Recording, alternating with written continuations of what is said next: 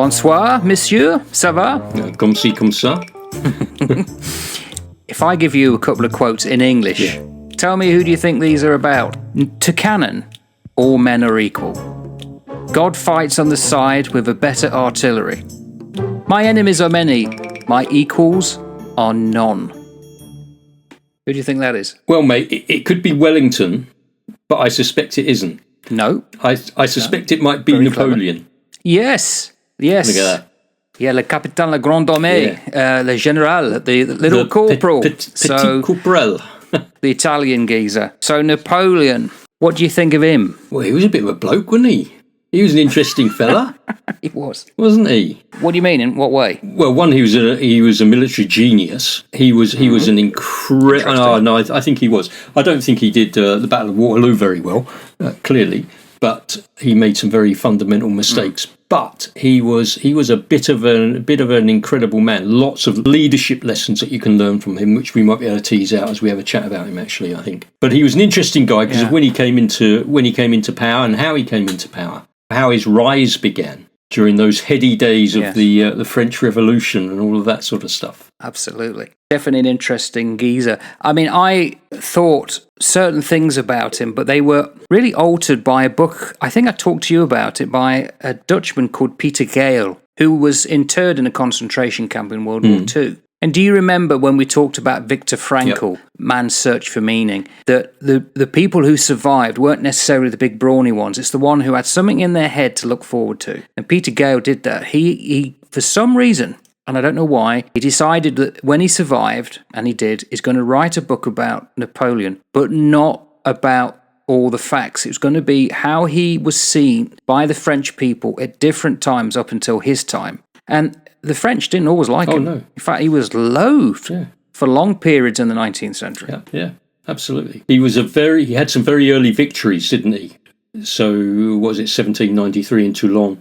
He one of his earliest victories, and that sort of hoisted his colours, if you like, as to his ability to work tactically within the field, and showed that what he was capable of. And he was somebody who was able to take control of situations, and he was never afraid to take control of the situation, even from those people who were more senior to him. So, if somebody who was more senior to him said, we should do this, you go, no, we're not doing that, I'm going to do that. And so he'd wrest control and take control and actually come off and pull the thing off properly. He was also really good at working cooperatively across the ranks and across other areas, which again, when you're trying to achieve an objective or prosecute a particular mission, to be able to work cooperatively across the table rather than look at me, it's all about me, that's something that is incredibly positive. And in the days of our heady days now that we live in, of misinformation, malinformation, disinformation,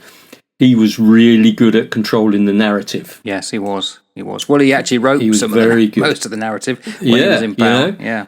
So, he was ever so good at doing that, sending the right signals, getting the right propaganda out to the troops at the right time, and surrounding himself with the right people for the situation that he was facing. So in that respect, I think his beginning was really good, which then sort of rolled into the beginning of what was quite an authoritarian rule by him, wasn't it? Yeah, he did become authoritarian, and that's almost the kind of warning that should be given to anyone who's mythologized as a great leader. He was a genius, but I think he was more genius of the strategy.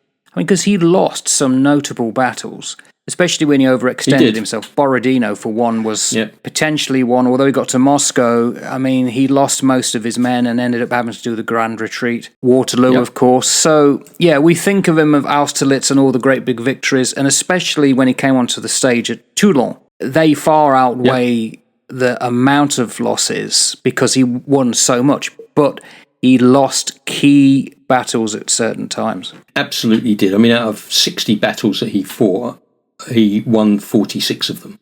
So that's quite a good ratio, but the ones that he lost were very significant. Yeah. And the ones that he lost were ones that he overstretched in. Yeah. And that he didn't play out the tactical game as well as he could have done. He was a megalomaniac, like the world's megalomaniacs are. And you are absolutely right. One of the things that one of the things that Napoleon was exceptionally good at doing was reading history and understanding what happened in the past. Something that we'd be very wise to do today, because this fella, Napoleon, consolidated enough power to declare himself emperor in 1804. And then he stuck the flipping crown on his head. Yes. He did it. Yeah. Which is a real symbolic move, wasn't it? It was. Taking the crown himself, putting it on his head. It basically emphasised not only his control over the state, the nation of France, but also his control over the church, his divine right to rule. He anointed himself. Absolutely. Well, he disliked the church. Let's not forget that. He was definitely a product of the revolution, who, it could be argued, went atheistic. It was more to do with the cult of reason. And he definitely disliked the church, mainly because of the power it wielded over people's minds, more than a political force. Because when he went into Italy, he forced a deal with the Pope, and he misused the church to gain what he wanted. But then again, that's not new, is it? That's an old page from the playbook, that one. A very old trope, that one, mate. Yep. Yeah, absolutely. Yep, very old one. I mean, he was quite innovative in his warfare as well. He brought in the corps system, he reshaped military tactics, and he's still studied by future, by military leaders today, and they still look at his tactics. In fact, Churchill referred to him as the greatest man of action born in Europe since Julius Caesar. Yeah. And he was very inspiring. And as I was reading about him, because I understand a little bit about leadership, so I'm quite interested in the art of leadership. There were two things, really, that he managed to push into people, his soldiers. One was this huge belief that they were fighting for the good. They were fighting for honour and ideology. So he really shoveled that in bucket loads into them. And then he was incredibly good at rewarding people for their work. So this meritocracy that he had. One of the things he said was that a soldier demands glory, distinction and rewards. Yeah. And he used to do that. He handed out promotions, he handed out titles, he handed out pensions, he gave away medals, he gave away land, he did all of this sort of stuff. And he was absolutely adored by his soldiers because of that, because he sided with the rank and file. His adage was, we treat the officers severely, we look after the men. Yeah. That's the way he operated. And of course, the soldiers loved him. You contrast that with Wellington, who the soldiers hated, and who Wellington, in referring to the soldiers, referred to them as the scum of the earth. But as Wellington says, I think it was Wellington who said, a leader is either loved or feared, and it's better to be feared. Yeah. He certainly was an absolutely wonderful organizer, and he understood the need to look after the men, especially with food. He said an army marches on its food. I think it was him. He may have been miscredited with that one, but canned food certainly is an innovation that he promoted, and he was superb organizer generally outside of the army, because don't forget the Code Napoleon is still a thing in French-speaking countries. Absolutely. So the law and schools, because he brought in a level of schooling that is rigorous, far above the English-speaking world. To do well in a French I can never say that word, in a French school, you've got to study. You have really got to apply yourself. And that's all down to the likes of Napoleon. Well, so much of his stuff was aligning with the ideals of the Enlightenment, wasn't it? Yes. Principles of meritocracy, rational governance, all of that clear thinking, the codification of civil law, making everything clear, making everything accessible, the meritocracy. In fact, of the 26 marshals that he appointed, 10 of them had come up through the ranks. Yes. So, that showed the people that if you actually did the right thing for this dude, you could rise up the ranks. You would never have had a chance to do that in some sort of feudal system. Yeah. So he set a standard of meritocracy, and he was the one who brought in the Légion d'honneur as well, wasn't he? It was, yeah. You talk about two of his marshals. It's Murat and Bernadotte, and I think Bernadotte became the king of Sweden. He was so well known because of his martial valor. So they did, and of course that was the whole point of the French Revolution. It was to get rid of the First Estate, the ones who throttled everything, whereas people with merit could never get themselves up. We mentioned Toulon. If I remember, it was Carteret who was the then general in charge, and he was pretty much useless. He'd put somebody in charge of the artillery, but it was only when Napoleon came in last minute and effectively moved everything that it forced the British ships out of the harbour.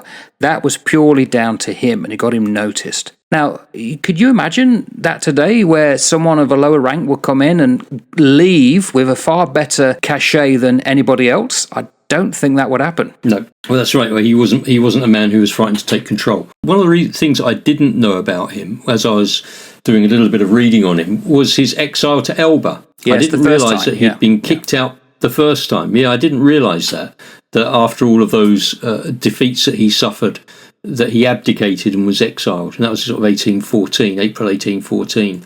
But he was still given, this is very typically French, isn't it? He was given sovereignty over the small island in which he could be king of his own island. Yeah. You know? Is it Portoferraio? I think it's obviously. I'm just going to check. I don't know. Portoferraio on Elba. Even went over there, so that he'd abdicated, he'd been exiled. And what does he do? He plans his return. The 100 days. It's like, I'll be back. Hasta la vista, baby. There's an interesting point there, because if he'd have stayed on there and let things unfold, potentially he could have come back slightly later than he did and had a far better result. He kind of rushed it and then had to meet his destiny at Waterloo. That's him. He often took chances, and mainly because he was dealing with a set of armies that were very old and stuffy and cranky and slow to maneuver. He literally run rings round them, and he had this belief, a bit like Nelson, strike while you can, and that's what he did. But therein lies an issue, because there are dark sides to Napoleon we need to talk about. Oh gosh, yeah. One, he wasn't French. He was Italian. He was born in Corsica, wasn't he? Yeah, Ajaccio. And he kind of disliked the French. He never, ever thought that the French were up to much. He would come in, a bit like Hitler with Germany, because he was Austrian. He could speak their language eventually. His father became a petty noble in the court. He was favoured by marshals in high places. He was looked after, but he never liked the French. And what I find interesting, with the men, because you talked about how they loved him, he promoted this saviour mythology about him, that he's the only one who could come in and make France great again. Doesn't that sound familiar? I did that deliberately. Absolutely. Yeah, that's right. When you're dealing with people like this, characters that are so flipping big, you just can't fit them on the page. It is always going to be one of their downfalls. It's always going to be something that they can be criticised for and picked apart for, because they have egos larger than life, these guys. And this fella was so wrapped up in his pursuit for personal glory, so wrapped up in his pursuit for personal, dare I say, deification perhaps, that they lose sight of who they are. And that is one of the lessons that should be drawn as you look back over the life of someone like Napoleon. When you start to see people today acting like they are God's chosen vessel for operating on planet Earth, you should just take one step back and go, not 100% sure about that. I don't know if God knows. He was a person who couldn't have anybody equally powerful next to him. He also was ruthless. He was a negotiator. Everything was to do with the deal. So when he came in and he crowned himself, it's after the Peace of Amiens. He needed money quickly, which is why he sold off Louisiana. But he also brought back slavery. It had been literally annulled in the revolution. He brought it back because he needed money from the plantations. He also got rid of a major political opponent. I can never pronounce his name. In English, you'd think it's Donguien, but I think it's pronounced Darg, Duke of Darg. I may be wrong there. He was murdered, and it was thought that it was Napoleon who organised it. So where he was admired by many, he's seen, even today, as a shameful character, having brought back slavery and all the miseries that would then last for about another 30, 40, 50 years in France. It was, well, not in France, in the colonies. So that has to be bared in mind as well. Absolutely. And I think that this is always one of the things that we should do when we look at anybody, whoever that individual is, any statesperson, whether it's today or whether it's from decades or hundreds of years ago. You look at the good and you look at the bad. What you don't do is try and deify that individual, put them up on a pedestal and say, let's all follow them. You should never do that. You should look at the whole individual and you say, look, this person, they had some incredible traits on this hand and they had some incredibly negative traits on that hand. And what we need to do is we need to understand what we dial up and what we dial down given the circumstances and the situation. So to be able to sort of put a line under the name of Napoleon and say he was wonderful, well, that's not true. That's actually not true because he wasn't wonderful in every area. But he was a complex man. I think it's fair to say that everybody who achieves greatness is always complex. They're not black and white. They're complex characters. We must also accept that our view may be due to the propaganda of his enemies. In other words, our lot. Because he was classified as being short, diminutive, but he wasn't. He was no different to most people who'd lived at that period. But it served the purpose of making him seem little and incompetent. So he was the little corporal. And again, we see the same with Hitler. Yeah, definitely. And we also look at it through time as well, through the change in social cultures and social norms. We look at it through the change in what we see as acceptable. So we're looking at it through a different cultural lens to the way he was viewed back in the 1800s, the 19th century there. So 1804, etc. So we've got to take all of that into account. So I think that you can learn a lot from this guy. From my perspective, from a leadership perspective, you learn as much from his failures as you do from his victories. Yeah. And you draw on, well, what made him lose? Why did he drop the ball on those areas? He was able to compartmentalize his thinking. So when you're spinning 100 plates, he could just focus on that one plate and actually focus on it 100%, compartmentalize it, deal with it, then move on to the next one.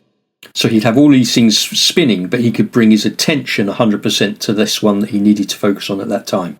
So he understood about how to bring his wisdom, his expertise, his training, his skill, all of the things which he had instilled in the army, that you've got to have discipline, you've got to have good control, you've got to build up the esprit de corps, you've got to understand the psychology of your soldiers.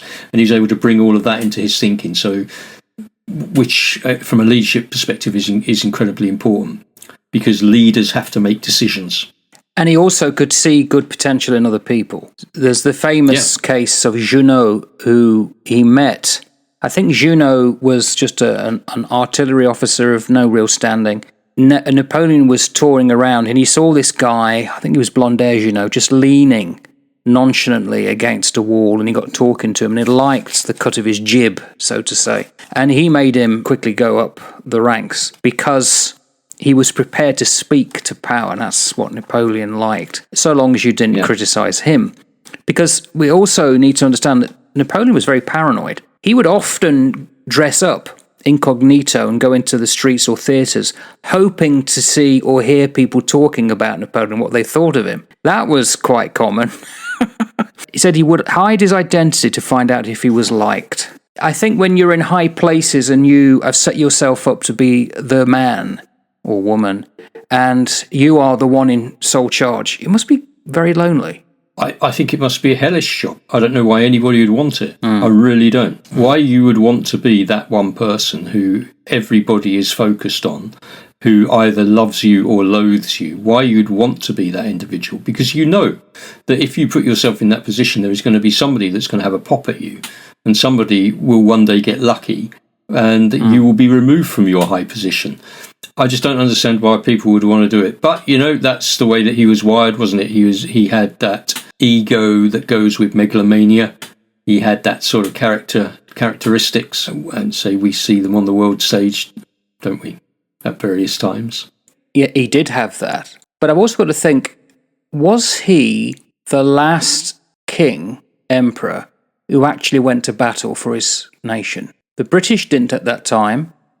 I got to think of the Russians. I don't think they did either. Neither did the Austrians. I think he was the only major leader in Europe who actually would sit on a horse and go out into the field. What about Prussia? Not the king, no. Wilhelm, no, he wasn't. He wouldn't go. He wouldn't go anywhere near a horse. So he was very unusual. Now you could say the same for Hitler, but he was not the king or the. No, he wasn't the king. He wasn't the Führer when they went to war in this First World War. He was just basically a corporal, ironically. And secondly, when they went to war in the Second World War, he never left the Reichschancellor hardly, unless it was to the Berghof or the Wolf's Den or whatever, the Wolfschanzler. So I think Napoleon's got to be praised there because he wouldn't literally sit in an office and direct men to their death. I've just read this wonderful book, little novella by Voltaire called Micromégas, and it's about an alien comes to Earth, and he's poking fun at all the philosophers. And the philosophers talk about the fact that hundreds of thousands of men were dying for a patch of land sent there by people that they would never meet, the czars and the sultans, and these men would never even see the place that they wanted. So that became a thing, but not with Napoleon. He would actually go and fight in the field, and I think that should be praised and highlighted. He reminds me a little bit of Alexander the Great. Oh, really? In terms of in terms of being stuck into the battlefield. You know, he actually stuck into it all as the emperor, as the king of France. Yeah, in effect. You know, being actually there and doing the bizzo on the battlefield. I'm sure he was nothing like Alexander the Great, but when I think of him, I always have him sort of lined up with that type of characteristic. What he did, rather, like everybody who falls over does, is he overstretched himself by attacking Russia. Oh, God, yeah. That was the start of the end. You know, learn from history. He had two real faults. One, he was very much a land general. He can never understand the way the navies worked. So one thing that brought him down was the great blockade that the British Royal Navy and our allies brought to Europe, and it strangled Europe. And secondly, politically, he could dominate, but he would never join with other nations on an equal basis that could have helped him. And he always tended to negotiate from a far superior position and let people know about it. He preferred to negotiate once he's won. He'd won a place rather than whatever. So, in a way, he could never understand the Navy, and it was the Navy, I would argue, not just the Army. I mean, Waterloo was a major epochal event, but it had been taking years to downgrade the French Army in Europe, because it's like the Second World War. There wasn't one particular battle that won it. It was this slow erosion of the German means of making war through mass bombings and then attacking from two sides. He thought the only way out was through battle. Yep, and very much a man of his time in that regard. And of his learning. Yes. He was an interesting gentleman who remained very calm under pressure, who was a man of detail. He was a very good planner. He was somebody who was quite emotionally controlled. He had a quite strong grip on his emotional responses. And he also understood, in terms of the battlefield in general, when to take advantage and play his sort of ace cards. And coupled with all of that, he had the rub of the green. He had a good dose of luck on his side in a lot of these things. And all of those things you need something of when you're leading people. You need to be able to understand those things. And you do need a little bit of luck occasionally, because it doesn't always go right when you plan it, as I know. No. And you need a healthy dose of luck to get you out of the brown and sticky stuff. But you often have to make your own luck, yeah? Well, you do, yeah. Yeah, you do. Yeah, you've got to have a good fallback plan. But of course, losing Waterloo, he was then exiled, wasn't he? Again. To St. Helena. He tried to escape. He even thought he'd get out of Europe in a submarine. But of course, he was captured, taken onto the Bellerophon. He was actually on the deck in Plymouth. There's a wonderful painting of it in Plymouth Museum. And then, of course, he was carted off to St. Helena. Now, what's interesting is that there's always been rumours about his death. That was he slowly that's poisoned because of they put arsenic or something into the wallpaper? He always had problems with his stomach, and it was his father what killed him off, stomach cancer. So it was familiar. It was part of his makeup. But yeah, when you've strutted the stage so long, there are many people who will never accept that he passed away peacefully or naturally. It would always be some kind of a conspiracy to get rid of him. And there is always a conspiracy linked to these types of people. You know, people who have been in the public eye and they suddenly disappear from the public eye through mortality, their own mortality. There is nearly always something. Yeah, but did they really? Yeah. Did they really die in their sleep, or did somebody put a pillow over their head? You know, always. It's fascinating why we do this. It is, and again, like Aristotle said, those who do not study history are doomed to repeat it. And we see the same, as you mentioned, with Russia, something the Germans should have listened to, and especially their own history, because the Teutons also struggled when they tried to get into Russia. It's just like he's one of these things that is so well known, people ignore him. Does that make sense? They think they know about him, but they makes perfect sense. And again, so it's why these little conversations, when we sort of pick an individual and you start to dive just into the shallows of their life, you start to go, man, there's just so much which you could lift out of today, place into today rather. Like I sent you some comments from the book that I was reading, didn't I? Written in like 1930s. And it could just be written today. Yes. Nearly, 90 odd years on, and it could all be written today. Yeah. Nothing has changed. No, everything. And I think that it does. And I think that we just need to keep one eye on that all the time, because then that, to me, is an antidote to hysteria. Right. Because you go, well, yeah, this has happened before, and it worked out all right. So let's not get hysterical about all of this. Let's understand the phase that we are in, what that could lead to. Let's put some planning around that for ourselves, our family, our loved ones, or whatever. Do what we can do. But let's not get hysterical about anything, because we know the way it works out in the end, because we've seen it and the pattern, and it goes round and round and round. So I think it's been really useful. The thing about Napoleon and that era, there's always 2 or 3 things that I can't ever get my head round. So when we read books like Master and Commander, or we read about the Napoleonic Wars, everything's glamorous. The women look fantastic in their Empire line dresses. The men are absolutely stunning in their gold braid and everything. The amount of money that would have been expended on this war, cannons, everything was done with a beautiful grace. You will struggle to come across any rendition in a book that explains or talks about squalor anywhere, unless they happen to go into a prison. But when the war ended, all of Europe collapsed into a huge economic slump. Suddenly, certainly in Britain, we had mass amounts of people thrown on the beach. The Navy no longer wanted them, neither the Army. They had no work, and we then see the rise of the likes of Dickens writing about it in the early days. Squalor, poverty, which was not there. So this war went on for 20-odd years, 22 years. Did it destroy France? Was it good for France? Was it good for Europe? And secondly, the other thing about that era, it's almost as though nature decided, yeah, that's the end of it. Because there was 1816, the year without a summer. We know it was a volcano, Tambora probably, that exploded, and it affected world. Poor summer, 1816. People starved because of the lack of harvests in Europe, and it was so cold, it froze over the Mississippi in New Orleans. Get that. No one ever talks about that. It's the effect afterwards. When he was passed on into history, he was no longer in Europe. Europe collapsed.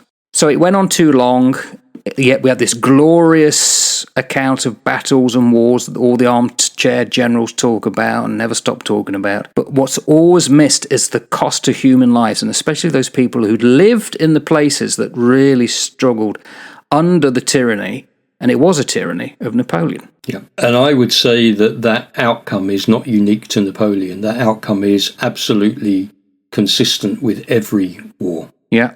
That every war, the human cost in the aftermath of war is immense.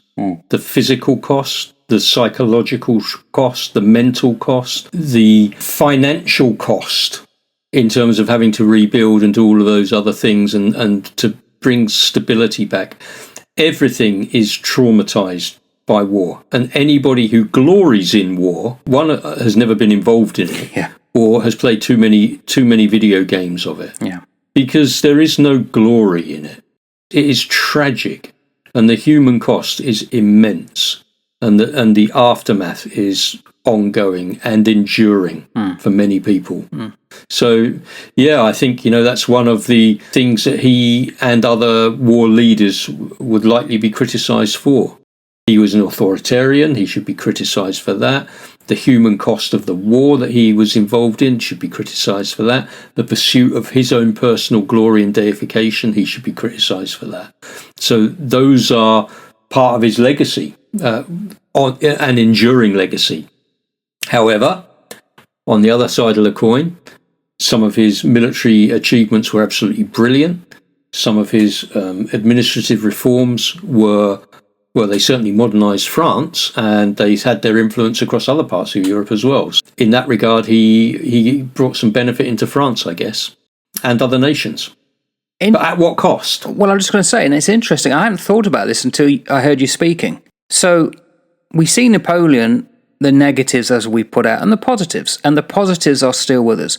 It's the age-old thing about, can you look at an artist's work as being positive if we find out that this guy was a paedophile or something like that? Because that's always the things that's in the last 20 years we've talked about. Does Napoleon's bad points negate his positives? And could we do the same for Hitler? Is time further enough back for Napoleon we can do it, but not yet quite, say, for the Nazis? And I'm not saying the Nazis are good in any way. No, I know you're not suggesting that in the slightest, and nobody would. But you could look at certain individuals, and you could recognise their great talent. So going to the analogy of the painter who's a paedophile, the fact that he was a paedophile does not detract from the fact that he's a fantastic artist. And so, what are you there to do? Are you there to judge his art, or are you there to judge his character? Then the question becomes, and who makes you the judge of him anyway? Yeah. Which is another topic of discussion as to how you judge people for what they do anyway. Obviously, we have laws which are written into place which set a social contract as to what we would expect and what we don't expect. And I think that you can certainly, this is my opinion, of course, having spent many years enforcing the law, there are people that break the law, and certainly when they break the law with children, they should feel the full effects of the law, and they should be judged harshly, in my opinion. Right. But that doesn't mean to say they couldn't be a good artist and you couldn't appreciate their art still. I don't think. I think the two are different. You can recognise the brilliance in somebody like Napoleon, and yet you can also accept that he was a forbidden nightmare, and the human cost in suffering was another enduring part of his legacy. And we did the talk about Hitler, and there are some things which you could say about Hitler, how he galvanised the nation, very positive things, but we wouldn't say that Hitler was a very positive man. No, or a good one. Not in the slightest. Yeah. Not in the slightest. So, yeah. So I think there's a distinction. Very good. We're too quick to judge, though. That's the problem. We're too quick to judge, and we're too quick to negate somebody because they've done something that we don't like, or because they've done something which is criminal. And we need to be careful of that, I think. I think we do, and that brings up that quote that I like to use, because since I read it, it stuck in my head, and I'm going to use it as many times as I possibly can. And it was the Zhou Enlai, the Chinese premier who went to Paris in 1968, and we don't know whether he was asked about the Paris riots, the students. The apocryphal story is he was asked, what do you think about the revolution, the French Revolution? He said it's too early to tell. And I think that's the thing with Napoleon, ironically. It's too early to tell whether it was a good or a bad thing, because if you go back 20 years, the French will have a perception of him, but if you go back 50 years, it will be a different one. So it's like, okay, so when do we say that particular point is the defined or definitive outlook on him? And does that ever happen with anybody at any time?